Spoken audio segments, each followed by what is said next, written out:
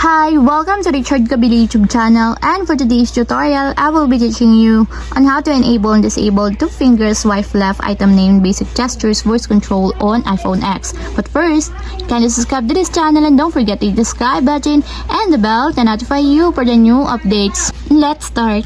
Using your iPhone X from your home screen, first go to Settings. Then in the Settings, scroll down and find the Accessibility and then Top.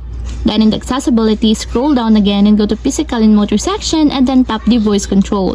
Then in this part in the Voice Control, go to this section and then tap the Customize Commands. Then in the Customize Commands, tap the Basic Gestures. And then after that, in the Basic Gestures, scroll down again and then find and tap the 2-finger swipe left item name. Then in the 2-finger swipe left item name, as you can see that it is already enabled. But you have to activate also the switch button under the confirmation required to fully enable the 2-finger swipe left item name in basic gestures until it becomes green. When enabled, you have to use your 2 fingers to swipe left from an item using its name.